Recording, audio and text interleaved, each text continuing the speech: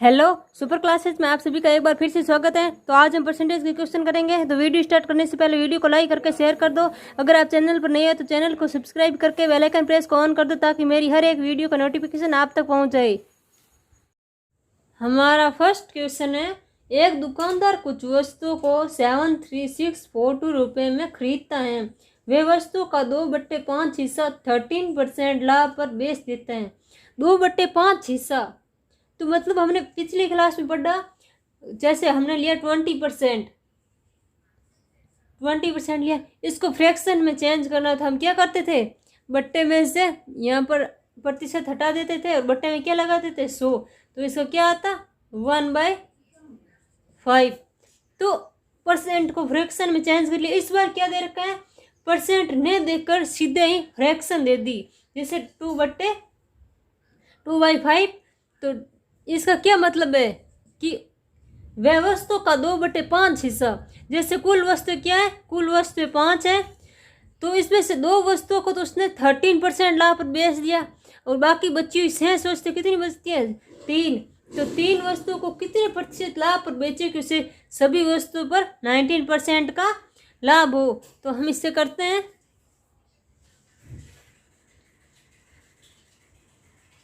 जैसे 2/5 क्वेश्चन में दे रखा 2/5, तो 5 कुल वस्तुएं और 5 में से 2 वस्तुओं को तो 13% लाभ पर बेच दिया और बाकी बची 3 वस्तुओं को कितने प्रतिशत लाभ पर बेचे, तो 2 वस्तुओं को 13% लाभ पर बेचा तो कितना हुआ 26।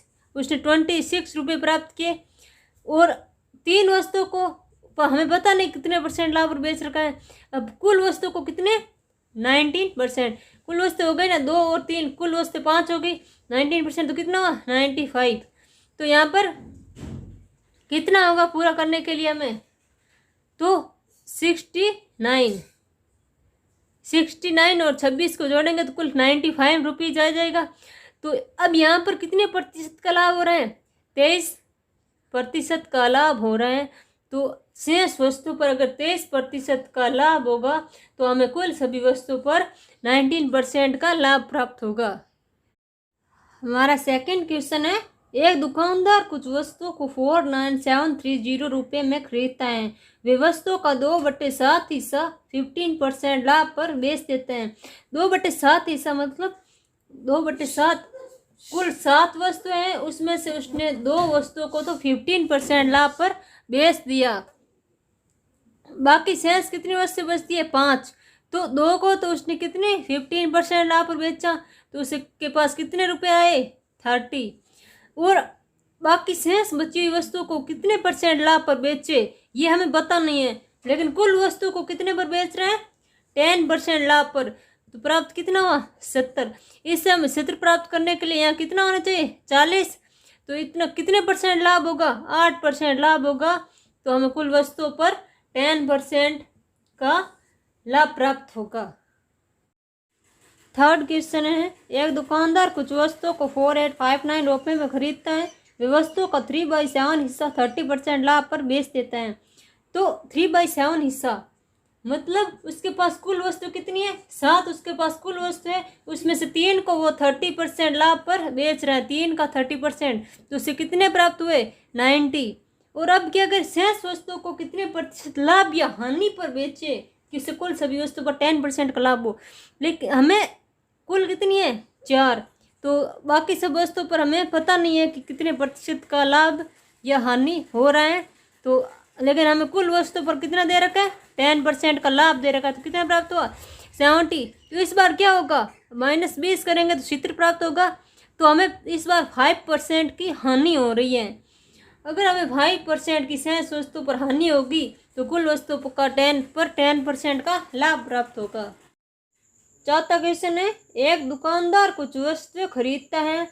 वह उन वस्तुओं का 1/4 हिस्सा 30% लाभ पर और शेष वस्तुओं को 10% लाभ पर बेचता है। तो 1/4 हिस्सा, 1/4 हिस्सा का मतलब क्या है कि उसके पास कुल वस्तु कितनी है 4 में से 1 को तो वो कितने 30% लाभ पर बेच रहा है, तो उसे कितना प्राप्त हुआ 30, और शेष बची हुई वस्तु को 10% लाभ पर बेच रहे हैं, तो 4 में से 1 को तो बेच दिया, तो पीछे कितनी बची 3, 3 को कितने 10% लाभ पर बेच रहे हैं तो उसे कितना प्राप्त हुआ 30। अब क्या कह रहे हैं कि बताइए उससे कुल सभी वस्तुओं पर कितने प्रतिशत का लाभ हुआ है। तो कितनी हुई है कुल उससे मिलेंगे 60।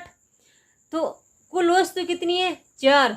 तो अगर उसके पास कुल रुपये 60 मिलते हैं और 4 वस्तुएं हैं तो उसे कितने प्रतिशत का लाभ हो रहा है 15% का। तो उसे कुल वस्तु पर कितना 15% का लाभ प्राप्त होगा। हमारा 5th क्वेश्चन है, एक दुकानदार कुछ वस्तुएं खरीदते हैं, वह उन वस्तुओं का 3/4 हिस्सा 20% लाभ पर बेचता है और शेष बची हुई वस्तुओं को क्रय मूल्य पर बेच देता है।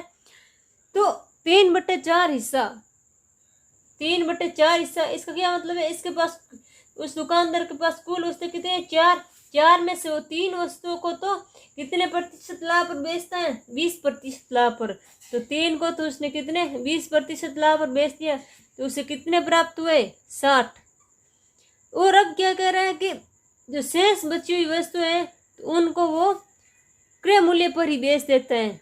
इसका मतलब क्या है कि क्रय मूल्य पर बेच देता है कि मैंने अगर कोई 100 रुपये की वस्तु खरीदी है, 100 रुपये की वस्तु खरीदी है तो उसको अगर मैंने अगर 100 रुपये में ही बेच दिया तो मुझे न तो लाभ होगा और न ही हानि होगी। मैंने क्योंकि क्रय मूल्य पर खरीदी थी और उसको क्रय मूल्य पर सेम ही रेट में आगे बेच दिया तो 1 रुपये पर एक वस्तु पर 0% की लाभ या हानि प्राप्त होगी। तो यहाँ पर 0 प्राप्त होगा। और अब क्या कह रहे हैं कुल वस्तु पर उसे कुल सभी वस्तु पर कितने प्रतिशत का लाभ होगा। तो कुल वस्तु कितनी है 4 और उससे कितना लास्ट में कितना प्राप्त हो रहा है उससे 60 प्राप्त हो रहा है। तो कितने प्रतिशत 15% उससे लाभ प्राप्त होगा। 6th क्वेश्चन है, एक आदमी ने अपनी पूंजी का 1/3 भाग 7% पर, 1/4 भाग 8% पर और शेष भाग 10% पर निवेश किया। 1/3 और 1/4। तो हमें यहाँ पर अलग अलग संख्या मिल रही है, यहाँ पर 3 मिल रहा है और यहाँ पर 4। तो इन्हें हम एक संख्या बनाने के लिए क्या करेंगे, ऐसी संख्या से गुणा करेंगे जो इन दोनों से कटती है। तो इन दोनों से कटने वाली कौन सी संख्या होगी, इन दोनों का एलसीएम। तो हमने इन दोनों का एलसीएम क्या होगा 12। तो हमने कुल वस्तुएं 12 ली। तो 12 वस्तुओं का 1/3 भाग कितना होगा, तो 12 वस्तुओं का 1/3 भाग निकाल लेते हैं तो कितना आएगा 4 और इसका होगा 1/4, 12 वस्तुओं का 1/4 भाग होगा 3। अब क्या होगा, अब क्या दे रखा है कि 1/3 भाग 7% पर, ये कितना होगा 7% पर। तो 4 को 7% से इंटू किया तो कितना आएगा 28 और 1/4 भाग मतलब 3 को 8% पर होगा तो कितना आएगा 24। अब शेष वस्तुओं को 10% लाभ पर निवेश किया। 4 वस्तुएं तो आ गई और 3 वस्तुएं आ गई तो कुल दोनों को जोड़ा तो कितनी वस्तुएं आ गई 7 वस्तुएं तो हो गई। अब शेष वस्तुएं, तो शेष वस्तुएं 12 में से कितनी बची हैं तो 5। तो 5 को कितना 10% लाभ पर, तो कितना प्राप्त हुआ 50। तो अब इनको जोड़ा तो कितना होगा 2 और 10, 102 प्राप्त होगा। अब क्या दे रखा है कि सभी वस्तुएं 4, 3, 7 और 5 कितने हो गए 12 वस्तुएं हो रही है, कुल 12 वस्तुएं हैं। तो इनको कितने प्रतिशत लाभ पर, तो 102/12% लाभ पर बेचेंगे तो हमें 102 प्राप्त होगा। अब आगे पूछा है यदि वार्षिक आय 561 रुपये तो पूंजी ज्ञात करें। अब हमें पूंजी ज्ञात करनी है तो इस पर वस्तु पर कितना प्रॉफिट हो रहा है, कुल वस्तु पर 102/12%। तो हमें कितना हो रहा है 102/12% लाभ हो रहा है और कितने 561 पर, क्योंकि वार्षिक आय तो 561 है ना उसकी।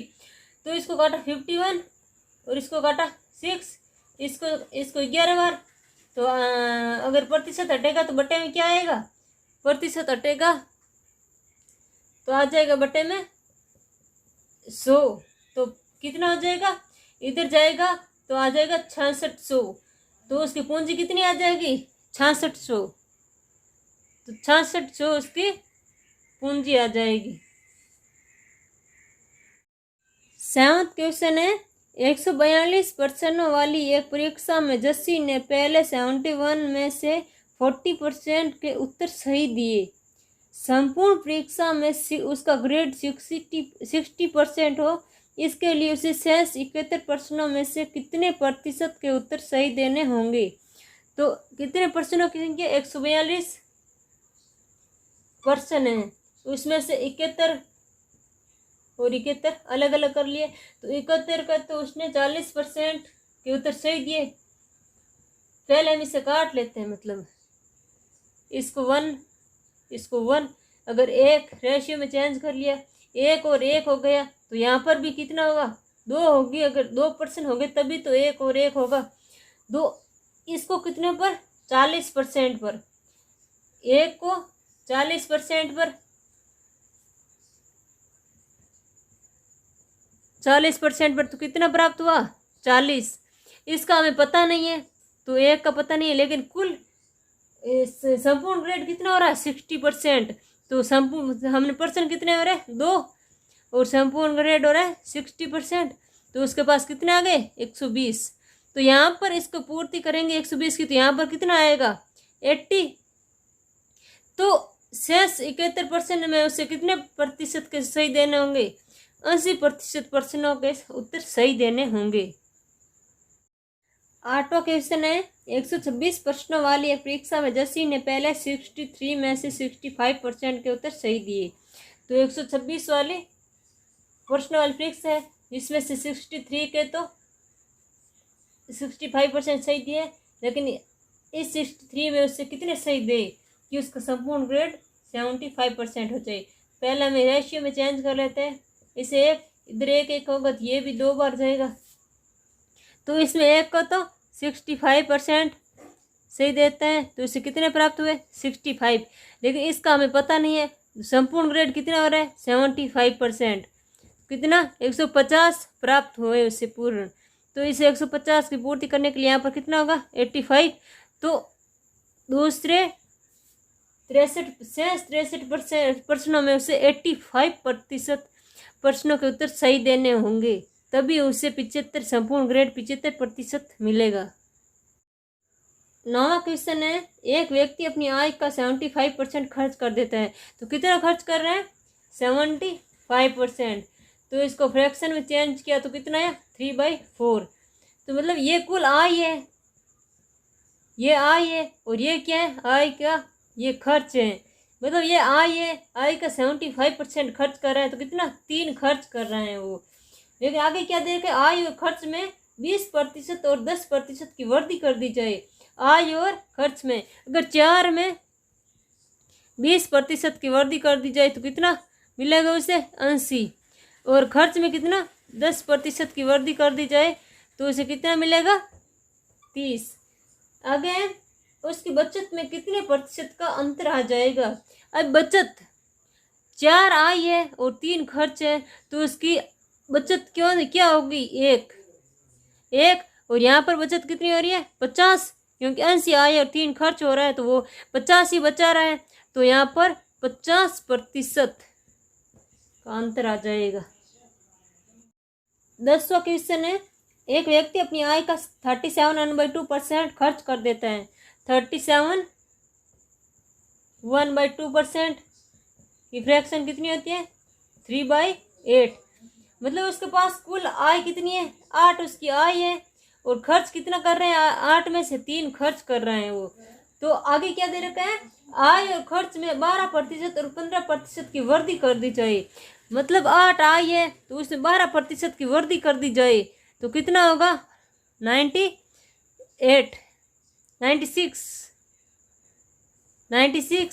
और अब क्या कह रहा है खर्च में 15% की, तो इसमें 15% की वृद्धि की तो कितना आया 45। तो आगे क्या दे रखा कि उसकी बचत में कितने प्रतिशत का अंतर आ जाएगा। कुल आय कितनी है 8 और खर्च कितना था 3, तो बचत कितनी हो रही है 5 की। तो हमें यहाँ पर कितनी हो रही है बचत 51 की हो रही है। तो हमें 51 लाने के लिए 51 की बचत हो रही है, तो यहाँ पर कितना करेंगे 51/5 प्रतिशत का अंतर आ जाएगा उसकी बचत में। 11 क्वेश्चन है।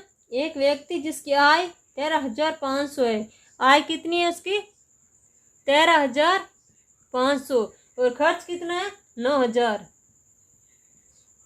आय पर खर्च हो रहा है तो इसे हमने फ्रैक्शन में चेंज कर लिया, इसको 30 बार और इसको 45, 2 और 3, तो कितना आ गया 2/3। मतलब कुल आय 3 है और खर्च कितना हो रहा है इस पर 2। आगे दे रखा है आय और खर्च में 14% और 7% की वृद्धि कर दी जाए। अगर आय में 14% की वृद्धि कर दी जाए तो आएगा 42 और खर्च में कितनी हो रही है 7% की वृद्धि कर दी जाए तो आएगा 14। आगे याद रखेगा उसकी बचत में कितने प्रतिशत का अंतर आ जाएगा। 3 आय है 2 खर्च हो रहा है तो उसमें के पास कितना बच रहा है 1 और यहाँ पर कितना है 28, 42 पूरी आय कितनी है 42 और उसमें से 14 खर्च कर दिए तो उसके पास बचे कितने 28, तो कितने प्रतिशत का अंतर आ जाएगा 28% का अंतर आ जाएगा। 12वां क्वेश्चन है। एक आदमी अपनी आय का एक निश्चित भाग बचाता है ताकि एक साल में वह एक कार खरीद सके। एक साल में वह कार खरीद सके इसलिए वो अपनी आय का एक निश्चित भाग बचाता है। माना कि उसने एक महीने में x रुपये बचाए तो ऐसी तरह वो 12 महीने में कितने रुपये बचाएगा 12x, x + x ऐसे जोड़ेंगे तो 12x हो जाएगा। तो कितने बचे उसने 12x। और आगे क्या दे रखा है वो इसी कार को 9 महीने में खरीदना चाहता है। वो इसी कार को 9 महीने में खरीदना चाहता है तो हमने मान लिया उसने एक महीने में y रुपये बचाए, तो इसी तरह उसके 9 महीने में कितने रुपये बच गए 9y। तो वो पहले तो एक साल में खरीदना चाहता था, उसी को वो 9 महीने में खरीदना चाहते हैं तो कितना हो गया 9y। तो x/y कितना हो गया ये 4 बार 3 बार तो हो गया 3/4। अब क्या दे रखा है वो तो उसे अपनी बचत कितने प्रतिशत बढ़ानी होगी। पहले 4 थी तो 3 है तो उसे 1 बढ़ानी पड़ेगी, 1 ज़्यादा करनी पड़ेगी तो 3 पर वो 1 बढ़ाएगा तो उसकी बचत 3 पर 1 बढ़ाएगा तो कितना हो जाएगा। और प्रतिशत ज्ञात करने के लिए 100 से इंटू किया तो कितना आएगा 33, 1/3% बढ़ानी होगी। 13 क्वेश्चन है। एक गांव की जनसंख्या 5,000 है। गांव की जनसंख्या कितनी है 5,000। उसमें पुरुषों की जनसंख्या में 6% और महिलाओं की जनसंख्या में 14% की वृद्धि हो जाए तो पुरुष और महिलाओं में कितनी वृद्धि हो रही है 6% की मेल में हो रही है और 14% की फीमेल। पुरुषों में 6% की वृद्धि हो रही है और महिलाओं में 14% की वृद्धि हो रही है। तो ये 6% है, इसको भी ऐसे लिख सकते हैं 14% को 16% + 8% लिख सकते हैं। अब इसमें पुरुषों की संख्या में 6% की वृद्धि हो रही है और यहाँ महिलाओं की संख्या में भी 6% की वृद्धि हो रही है तो दोनों में 6% की वृद्धि हो रही है। तो हमने 5,000 का 6% निकाला तो यह हट जाएगा, यहाँ से परसेंट हटेगा तो बटे में 100 लग जाएगा, 0 से 0 तो कितना आ जाएगा 300। इसमें क्या कह रहा है 5,000 का 6% निकाला तो 300 आया। तो आगे कितनी हो रही है वृद्धि कितनी हो रही है 5,540।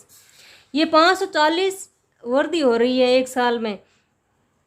6% का 5,000 का 6% 300 आया तो इसमें 300 की वृद्धि हुई आगे तो पीछे कितना रहा 240। अभी 240 वृद्धि किस में हो रही है हमने 6 और 6% की निकाल ली, जो इसकी वृद्धि कितनी हो रही है 300। अब ये 240 किसकी बची ये 8% की बची तो हमने आगे निकाला 240। ये पीछे कितनी बची फीमेल की, क्यों हमने पुरुषों की 6% और महिलाओं की 6% निकाल ली।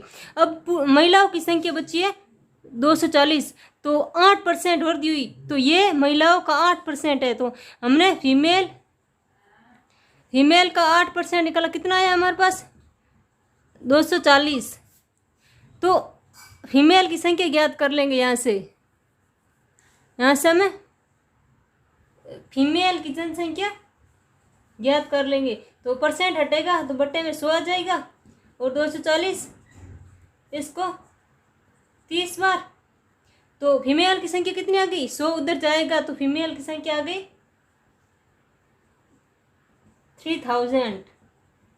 3000 फीमेल की संख्या आ गई। तो हमें क्वेश्चन में क्या पूछे हैं, वर्तमान में पुरुषों की जनसंख्या ज्ञात करें। तो वर्तमान में ज्ञात करनी, वर्तमान में जनसंख्या कितनी थी 5000, तो 5000 में कितनी होगी पुरुषों की संख्या। अगर 3000 महिलाएं हैं तो पुरुष कितने होंगे 2000। तो पुरुषों की जनसंख्या कितनी है 2000। 14 प्रश्न है, यदि चीनी के मूल्य में 30% की कमी आ जाए। तो अगर चीनी के मूल्य वाले क्वेश्चन आए तो हम क्या करेंगे कि चीनी का मूल्य मान लेंगे। हमने मान लिया चीनी का मूल्य कितना है 100। इसमें क्या हो रहा है 30% की कमी हो रही है। तो 30% की कमी तो कितना हो गया 70। और आगे दे रखा है खपत में 10% की कमी।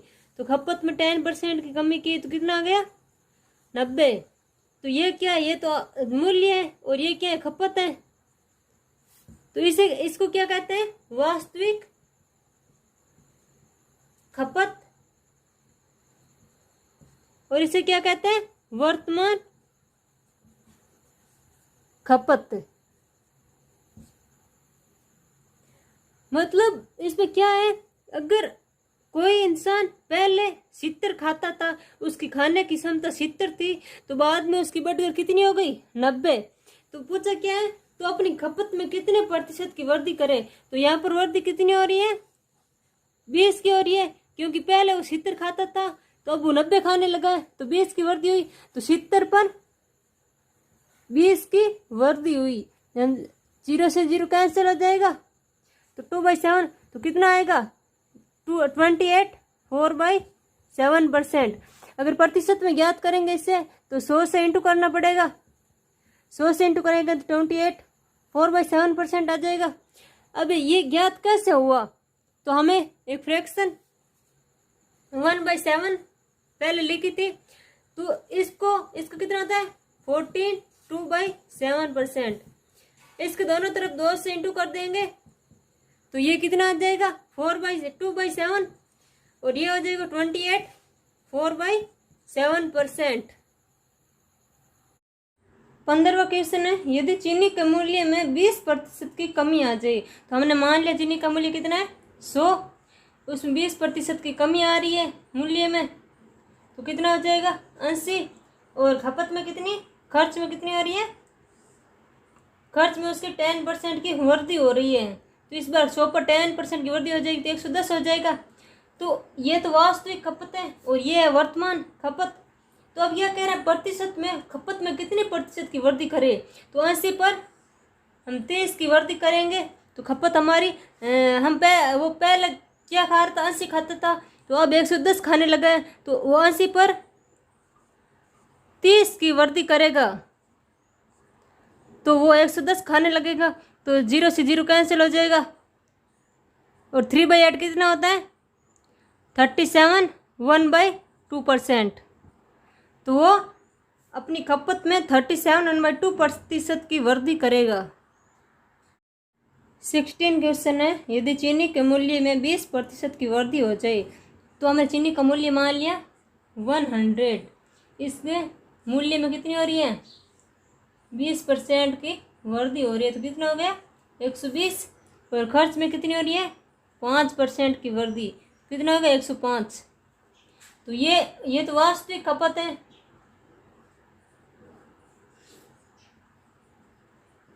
और ये क्या है वर्तमान खपत। तो 120 को हमने काटा 8 बार, इसको काटा 7 बार। और आगे क्या दे रखा है कुल खपत में 7 किलो की कमी आ जाती है। यहाँ पर कितनी कमी हो रही है 1 की, लेकिन क्वेश्चन में कह रहा है 7 किलो की, तो इसको कितने गुना 7 गुना ज़्यादा, तो 7 आ गया। अब क्या पूछा है चीनी की वास्तविक खपत याद करें। तो चीनी की वास्तविक खपत क्या है ये, तो इसको 7 से इंटू किया तो कितना आ गया 56। तो चीनी की वास्तविक खपत कितनी हो जाएगी, चीनी की इसको 7 से इंटू किया, 7 से किया तो कितना आ जाएगा 56। तो चीनी की वास्तविक खपत कितनी आ जाएगी 56। 17वां क्वेश्चन है, यदि चीनी के मूल्य में 10% की कमी हो जाए, इस वजह से उसकी खपत में 18 किलो की वृद्धि हो जाती है और उसके कुल खर्च में 10% की वृद्धि हो जाती है, तो हमें वर्तमान खपत ज्ञात करनी है। तो चीनी का मूल्य मान लिया हमने 100, उसके मूल्य में कितनी हो रही है 10% की कमी हो रही है, तो कितना हो जाएगा 90, और उसके खर्च में 10% की वृद्धि हो रही है, तो कितना हो जाएगा 110। अब आगे क्या दे रखा है कि उसकी खपत में 18 किलो की वृद्धि हो जाती है, तो हमने 0 से 0 कैंसिल कर दिए, तो यहाँ पर कितनी वृद्धि हो रही है 2 की, लेकिन क्वेश्चन में कितना कह रहा है 18 की, तो कितने गुना ज़्यादा है 9 को 2 से किया तो कितना आ जाएगा 18। अब क्या पूछे वर्तमान खपत, तो वर्तमान खपत कौन सी होगी, ये तो वास्तविक खपत है और ये है वर्तमान खपत, तो वर्तमान खपत कितनी होगी 99 होगी वर्तमान खपत। 18वां क्वेश्चन है, यदि चीनी के मूल्य में 20% की वृद्धि कर दी जाए और चीनी की वास्तविक खपत 48 किलो हो। इस बार हमें चीनी की वास्तविक खपत दे रखी है, तो हमने क्या मान लिया चीनी का मूल्य कितना है 100, तो उसके मूल्य में कितनी वृद्धि कर रहे हैं 20% की वृद्धि हो रही है, तो कितना हो रहा है 120, और खर्च में 10% की वृद्धि हो रही है, तो कितना हो गया 110। तो 0 से 0 कैंसिल कर लिया। इस बार हमें क्या दे रखी है वास्तविक खपत दे रखी है, कितनी दे रखी है 48। तो वास्तविक खपत कौन सी होती है, ये होती है वास्तविक खपत, और वर्तमान खपत कौन सी होती है ये।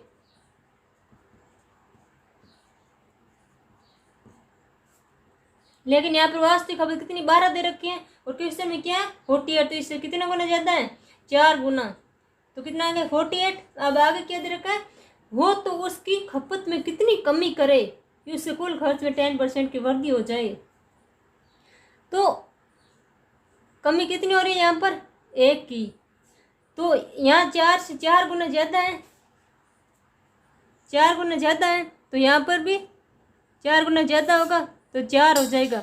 तो 4 किलो की अगर कमी करेंगे तो उसके कुल खर्च में 10% की वृद्धि हो जाएगी।